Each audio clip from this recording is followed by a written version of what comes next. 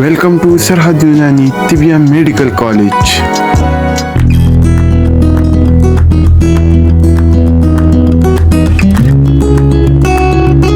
दगड़ फूल आमतौर से कहा जाता है, छड़ेला कहा जाता है, लेकिन इसमें सिर्फ ग़िज़ाई ख़वासी नहीं है कि इसमें बेशुमार ऐसे दवाई फ़वाइद हैं कि जिनको देखकर हमें ताज्जुब होता है। आइए जानते हैं उष्णा के बारे में। उष्णा को अंग्रेजी में स्टोन फ्लावर कहते हैं क्योंकि ये पत्थरों पे उगा हुआ नजर आता है, इसीलिए इसे स्टोन फ्लावर कहा जाता है और उष्णिया भी कहते हैं। लातीनी में इसे परमेलिया परलाटा कहते हैं। लेफ्ट साइड पे आपको नजर आ रहा है मुख्तलिफ रंग का, कुछ सुर्खी भी है, लेकिन बैरूनी सतह जो बाहरी सतह रहती है उसकी वो सफेद रहती है, जैसा कि यहाँ नजर आ रहा है। लातीनी में परमेलिया परनाटा, अरबी में शबीहतुल अजूज, अजूज बूढ़े को कहते हैं। तो इस तरह से रिंकल्ड है, इसके झुर्रियां लगी हुई है, इसीलिए इसको बूढ़े से मिसाल दी गई है। दवाला भी कहते हैं। फारसी में गासुल कहा जाता है, हिंदी में छड़ेला, छैल छबीला और मराठी में दगड़ फूल कहते हैं, दगड़ पत्थर को कहते हैं। गुजराती में छड़ेलू या पत्थर फूल और आयुर्वेद में शील पुष्पा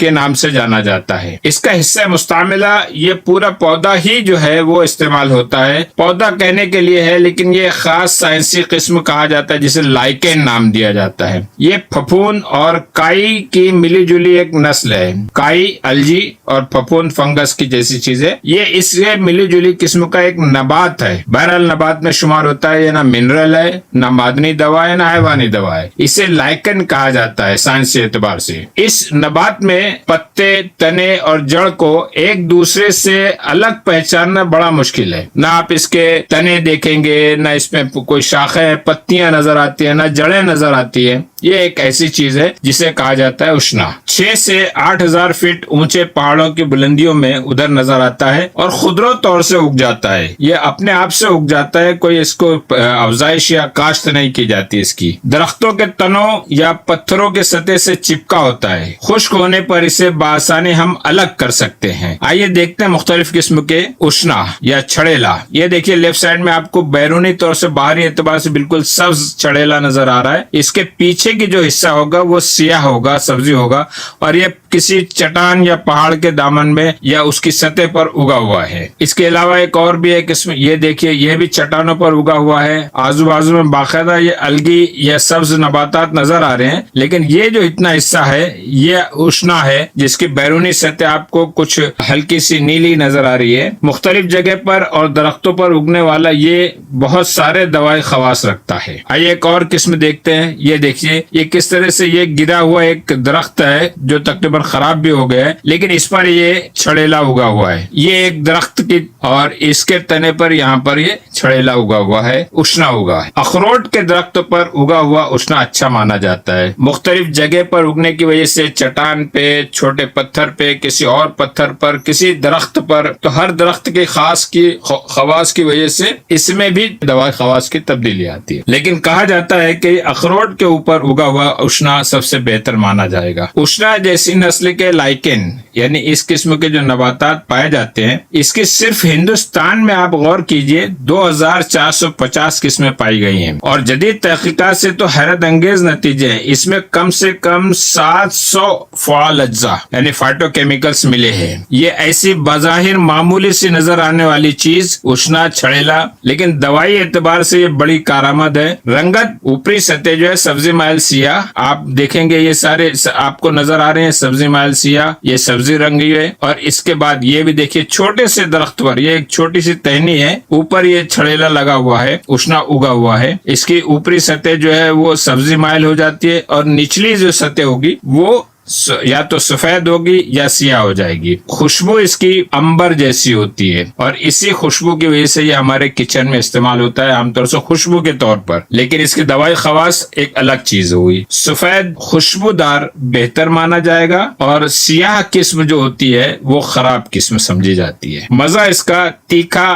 थोड़ा कसेला होता है और फीका भी रहता है। बोटेनिकल पार्ट देखते हैं। इसका कोई बोटेनिकल डायग्राम अलग से नहीं है। ये देखिए, बहुत करीब से हमने आपको उष्णा बताया है। ये पत्ती जैसा हिस्सा है, लेकिन कुछ समझ में नहीं आता ये पत्ती है कि तना है कि क्या है। और इसमें आप यहाँ पर गौर कीजिए कि बारीक बारीक रोए होते हैं इनके किनारों पर। अब ये क्या चीज है, इस तना है या उसकी जड़ है, कुछ कहा नहीं जा सकता। ये है उसका बॉटेनिकल डायग्राम। और मुख्तलिफ किस्म के उष्णा जो है यहाँ पर नजर आ रहे हैं आपको। हर एक के बेस अलग होता है, कभी पूरा के पूरा राउंड समझ में आता है, कभी किसी एक दीवार से उगता है और इस तरह से उगता चला जाता है। ये देखिए थोड़ा सा यहाँ पर बताने की कोशिश की है आपको कि किस तरह से एक उष्णा जो है शुरू में बिल्कुल दीवार से चिपका रहता है, फिर वो नमू पाता है तो उसकी कुछ उभार, पत्तियों जैसे उभार आते हैं और उसके बाद वही हिस्सा बढ़ता चला जाता है और इसे हम पील आउट करते हैं। जब इसे नोचते हैं तो जो हाथ में आता है वो उष्णा कहलाता है। हिंद पाक में ये आमतौर से, हिंद में तो कश्मीर है, शिमला है, चूंकि ये मैंने बताया कि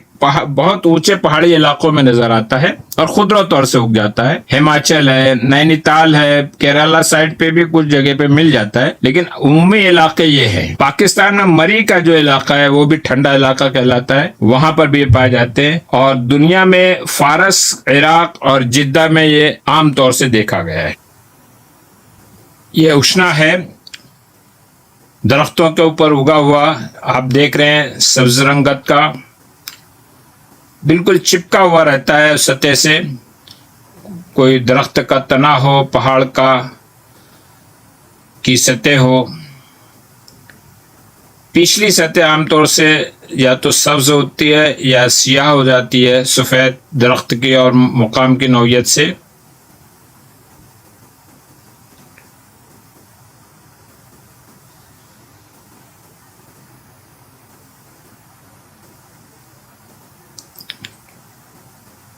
ये इस तरह से उष्णा जमा किया जाता है।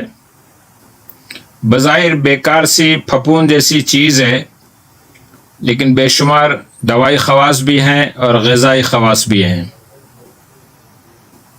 बेहतरीन मुक़व्वी क़ल्ब और खफकान और पाल्पिटेशन के लिए इस्तेमाल होने वाली शय।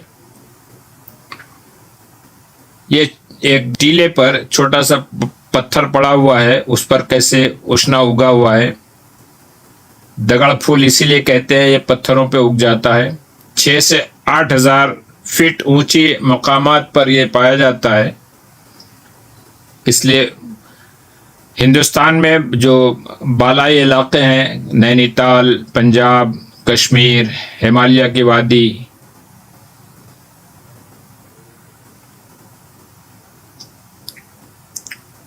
बज़ाहिर तौर से बेकार सी चीज़, लेकिन अल्लाह ने कितनी बड़ी नेमत दी है। आइए अब हम उष्णा के अफ़ाल ख़वास के बारे में बात करते हैं। उष्णा जैसी मामूली सी चीज़ कितने दवाई ख़वास रखते हैं, ज़रा आप गौर कीजिए। ये मुक़व्वी क़ल्ब है और मुफ़र्रिह क़ल्ब है, दोनों खासियत इसके अंदर पाई जाती है। ये मुक़व्वी मैदा है, मुसक्किन अलम है, नालजेसिक इफेक्ट है, दर्दों को दूर करता है, दाफ़े ताफ़ुन, एंटीसेप्टिक इफेक्ट भी पाया जाता है। बज़ाहिर इसे गंदी जगह पर, पहाड़ों पर और तने पर उगा हुआ रहता है, लेकिन इसके अंदर दाफ़े ताफ़ुन खासियत पाई जाती है। ये मुहल्लिल आराम है, वर्मों को तहलील करता है। ये काबिज है, अस्ट्रिंजेंट इफेक्ट भी रखता है। मुक़व्वी दिमाग भी है, जहाँ मुक़व्वी क़ल्ब है, मुक़व्वी मैदा है, वहीं मुक़व्वी दिमाग भी है। और तिर्याक़े सुमूम हैवानी, बहुत सारे एनिमल्स और कीड़े मकोड़ों के जहरों का तिर्याक है इसके अंदर। ये मुदर बौल और हैज है, बौल का यानी पेशाब का भी अदरार करता है और हैज को भी जारी करता है। ये मुफत्तित हिसात व कुलिया व मसाना है, यानी गुर्दे और मसाने दोनों में जो स्टोन पाए जाते हैं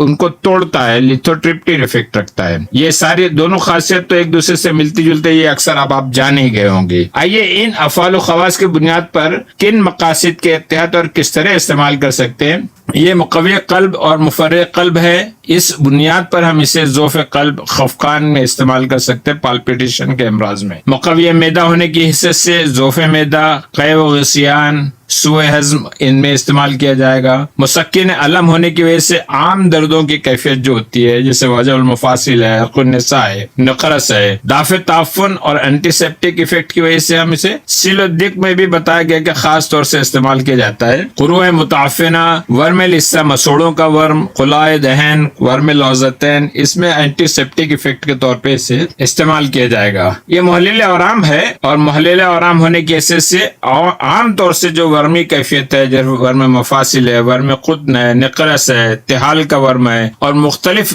जो एब्डोमिनल ऑर्गन्स है हमारे शिकम के, वर्म आशा कहते हैं एब्डोमिनल ऑर्गन्स को, इनके वर्मों की कैफियत में और आमी कैफियत में हम इसे इस्तेमाल करेंगे। काबिज होने की वजह से जिरियान दम के अमराज में हम इसे इस्तेमाल कर सकते हैं, वरना खास तौर से इसहाल और जहीर और पेचिश में इसमें इस्तेमाल किया जाएगा। जख्म कुरूह को खुश्क करने के लिए इसका स्प्रिंकल किया जाएगा, इसका जिमात लगाया जाएगा, इसका मरहम तैयार कर सकते हैं। मुक़व्वियत दिमाग होने की हैसियत से ब्रेन टॉनिक के तौर पर इसे जिमादन पेशानी पर और लखलके के तौर पर हम इसे इस्तेमाल करते हैं। जोफे दिमाग, सुदाए हार और सरा में मिर्गी, एपिलेप्सी जिसे कहा जाता है। तिर्याके सुमूम हैवानी में सुमूम हैवानी यानी कीड़े मकोड़े, भड़, शहद की मक्खी, इनके काटे हुए पर अगर आप इसका जिमात करेंगे तो बड़े सुकून भी मिल जाता है और उनका जो जहरीला असर है और उनकी तकलीफ जो है वो दूर हो जाती है। मुद्दर बौल और हैज होने की हैसियत से हम खिसांदे के तौर पर उसरे बौल, पेशाब होने में तकलीफ, डिस्यूरिया और एहतबार से बौल यानी रुक जाना, पेशाब का रुक जाना, यहाँ पर हम इस्तेमाल करेंगे बतौर खिसांदा। सिर्फ भिगा देंगे उष्णा को, अच्छी तरह से उसका महलूल तैयार कर लेंगे और निथार के पानी पी लिया जाएगा। जमादन इसे हम मसाने के ऊपर लगाते हैं और ताकि पेशाब का इदरार हो सके। मुफत्तित हिसात होने की वजह से जितने भी हिसाती अमराज है, खास तौर से मसाने में, यूरेटर में, हालिबैन में, कुलिया में, गुर्दे में, यहाँ पर हम इसे इन नुस्खों में हम इससे इस्तेमाल किया जा सकता है। उष्णा के कुछ आसान नुस्खे यहाँ बताए जा रहे हैं। इसके जोशानदे का अफजन यानी इसके जोशानदे को किसी टब में महलूल में मिक्स कर लेंगे, मिला लेंगे और उसमें है आफजन में बिठाने की वजह से हैज का इदरार भी हो जाता है और दर्द रहम की कैफियत भी दूर हो जाती है। ये इब्ने सीना का खास तौर से ये कौल नकल किया गया है। रहम के सुद्दों को खोलता है। ये तीनों इफेक्ट इसके जोशानदे के आफजन से हासिल हो जाएंगे। दूसरी तरफ पानी में पीसकर इसका लेप उजलाती दर्द, जिस उजले में तकलीफ है और दर्द हो रहा है वहां पे इस्तेमाल कर सकते हैं। जोशानदे से आफजन या उन उजलात पर, उन मुकामात पर नुतूल करने से भी उजलाती दर्द दूर हो सकता है। इसका जोशानदा जो है मुहर्रिके कल्ब है। मुक़व्वी कल्ब और मुहर्रिके कल्ब बताया ही जा चुका है, तो ये खिफकान में मदद कर सकता है और मुक़व्वी कल्ब होने की वजह से उसको तक़वियत देता है। इसके लगाने से बगल की बदबू दूर होती है, इसका जिमात लगाने से पीस के, और लेप करने से इसका जो जख्म पर अगर आप इसे बतौर मरहम इस्तेमाल करेंगे तो नर्म गोश्त लाता है, खुरन नहीं बनती, सख्त गोश्त नहीं बल्कि नर्म गोश्त लाता है, अच्छे से हीलिंग होती है। उसके कीलॉइड्स जो बनना होते हैं वो सब नहीं बनते इसमें। ये गर्म खुश्क मिजाज का हामिल है, वो भी पहले दर्जे में। इसकी मिकदार खुराक 3 से 5 ग्राम बताई गई है। इसको इस्तिस्का के लिए नफे खास बताया गया है। उसमें बहुत सारे दवाई खवास है, लेकिन खास तौर से नफे खास जो बताया हुक्मा ने तो इस्तिस्का में, क्योंकि मुदिर बौल है, ये मुजिर है अमा के लिए। मुस्लिह के तौर पे अनीसोन इस्तेमाल की जा सकती है ताकि इसकी मुजर्रत दूर हो सके। यूनानी अद्वियात में जो मुजर्रत का मामला है वो जायद इस्तेमाल की बुनियाद पे होता है। कसरत से मिकदार खुराक जो तय की गई उससे ज्यादा इस्तेमाल करने पर यह मुज़िर असरात जाहिर होते हैं। इसकी इस्लाह के लिए पहले से अगर हम इसमें अनीसून वगैरह इस्तेमाल कर लें, जिससे दूसरी नबात में दूसरे मसले बताए गए हैं, तो मुजर्रत जो है वो कम हो जाती है। बदल के तौर पर सुम्बुलुत तीब, बालछड़ जिसे कहा जाता है, उसे इस्तेमाल किया जा सकता है उष्णा की जगह। वो भी एक खुशबूदार नबात है। दस्तयाब मुरक्कबात उष्णा के जो मार्केट में अवेलेबल है वो दवाउल मिस्क, मोतदिल, हार और बारिद सब में इस्तेमाल होती है। दवाउल मिस्क खुद एक कल्ब के लिए बहुत मशहूर दवा है। बहुत सारे अमराज में दवाउल मिस्क का इस्तेमाल किए जाते हैं जो कल्बी अमराज के लिए मखसूस होती है। दवाउल मिस्क मोतदिल, मुफर्रह याकूती में इसे इस्तेमाल किया जाता है। रोगन कला में भी इसे शामिल किया गया है और रोगन सुर्ख में भी शामिल किया गया है। जो तहकीकात फाइटोकेमिकल्स इसमें मिले हैं वो यूसनिक एसिड है, क्राइसोफेनिक एसिड है, लिकानोरिक एसिड है, विटामिन ए है, सी है, एट्रानोरिन एक खास एक इसका जूस पाया गया है इसके अंदर। और ऐसे तो बहुत सारे अल्कलॉइड्स और फाइटोकेमिकल्स मैंने बताया। तकरीबन अब तक लाइकिन नस्ल के नबातात में, पौधे में जो फफूंद और काई की मिली जुली शक्ल है, कम से कम 700 किस्म के फाइटोकेमिकल्स मिल चुके हैं।